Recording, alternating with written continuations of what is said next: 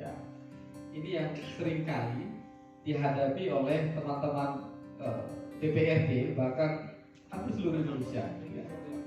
Yang pertama, cara administratif. Apa itu cara administratif? Kita bisa cek bagaimana bunyi tatip kita. Ya, tatip kita itu kadang-kala tidak pro pada kita, tapi pro eksekutif. Coba cek tatip kita. Saya baca tatipnya kota itu copy paste SPK dari PP 12 tentang tata tertib. Yang di situ tidak ada ruang negosiasi bagi kita untuk mengatur soal kita itu mau ngapain selama 360 hari dalam 1 tahun. Itu satu. Parameter yang kedua, cara penaklukan administrasi misalnya begini, mau membahas RKPD, ya. Seringkali dokumen RKPD itu tidak pernah dikirim kok ke teman-teman dewan. Kalaupun dikirim itu menjelang akhir mau pembahasan UAPPS 5 menit sebelumnya. 5 menit bahkan. Ya, Pak Sembadua, makasih Pak Rino.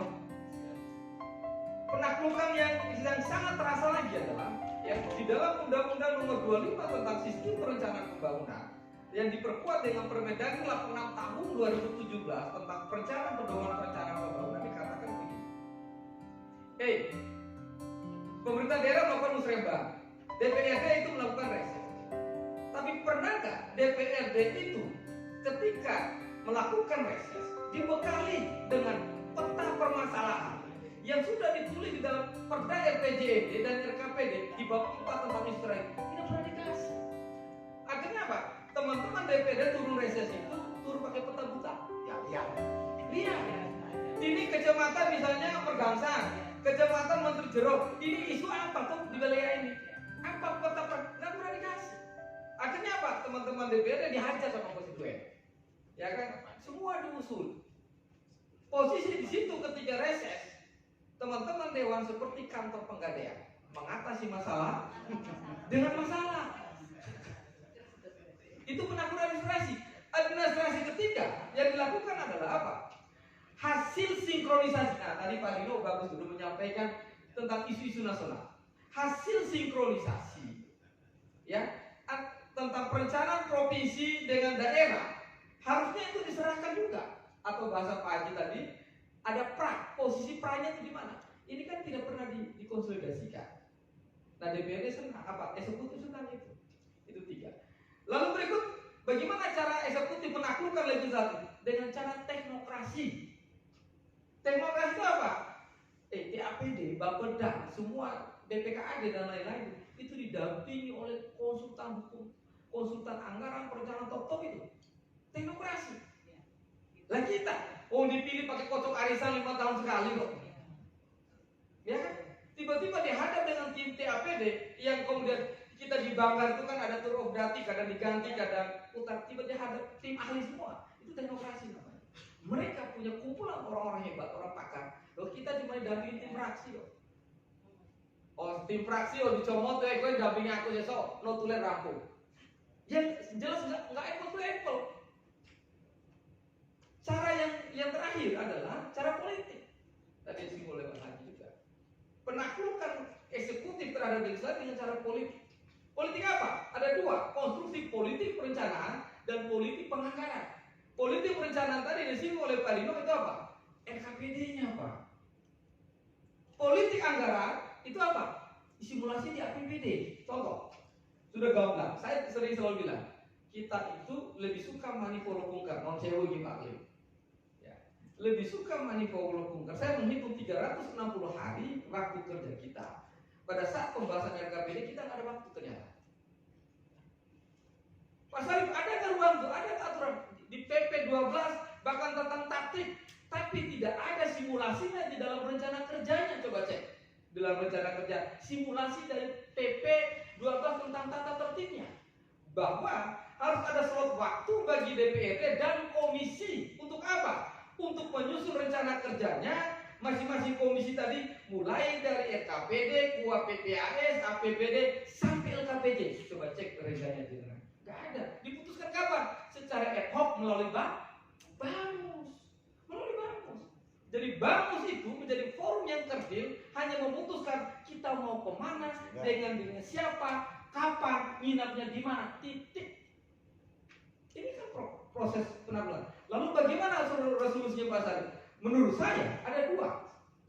Yang pertama, perbaiki tatib. Yang kedua, pisah Renja Sekwan dengan renjanya DPRD. Itu solusi saya untuk sore hari ini. Besok kita akan bahas LKPJ. Kebetulan saya sudah dapat materi LKPJ-nya. Tadi disinggung, saya ada mencatat ada beberapa poin ternyata dari sifat kita yang ratusan miliar, ternyata ada beberapa poin-poin penting yang tidak tercapai di dalam penyelenggaraan pemerintahan kita di 2022. Oke, terima kasih. Sekali lagi ini tadi hanya menutup ya sesi pertama ini. Nanti kita lanjut besok pagi ke berapa? Atau mau lanjut LKPJ? Karena nggak efektif ini. Saya ingin ada semua pimpinan ada. Karena LKPJ itu nanti saya kupas juga berkaitan dengan LHP BPK-nya seperti apa. Ya, karena LHP BPK itu domain di pimpinan. Ya, yang punya buku LHP BPK itu cuma pimpinan, anggota nggak dapat. Ya, kemudian narasi tentang LKPJ berkaitan dengan konstruksi apa yang harus dilakukan. Saya tadi sudah baca. Begini Bapak Ibu semua. Jangan sampai di LKPJ 2022 kita itu mengusulkan hal yang salah. Yang oleh BPK itu sudah mengevaluasi, tapi kita masuk ke jurang sama. Contoh, soal hibah tadi. Ya, problem serius di kota Jogja adalah hibah. Dan capaian itu tidak realisasi itu tidak tercapai, Pak. Kenapa sifat kita banyak? Yang kedua, mekanisme pengadaan barang kita ada mengalami proses retendering di kota Jogja. Itu salah satu komponen kenapa sifat kita tinggi. Berarti kan ada gagal di perencanaan. Nah ini besok yang kita kupas, mohon izin saya akan bawa materi itu. Saya sudah dapat dua materi dari LKPJ yang kemarin dibahas di Pansus ya Pak ya.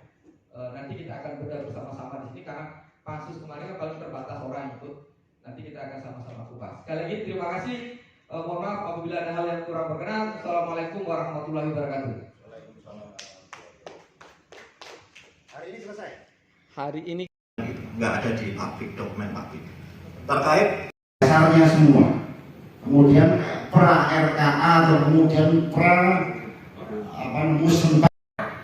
Lho sing ngomong nek Dwi Chandra Putra Marwoto Hadi Hasan Dago calon iki sapa? Pak, kalau boleh saran Pak terkait dengan yang mengampu ya. Coba nanti silvanya banyak. Nah ini kita kan bingung.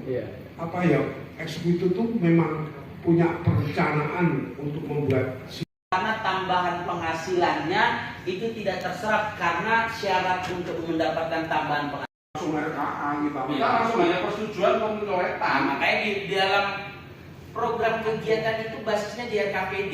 Jadi Bapak Ibu pun harus terlibat di dalam RKPD.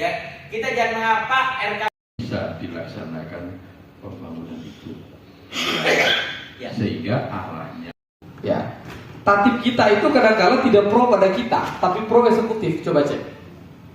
Tatib kita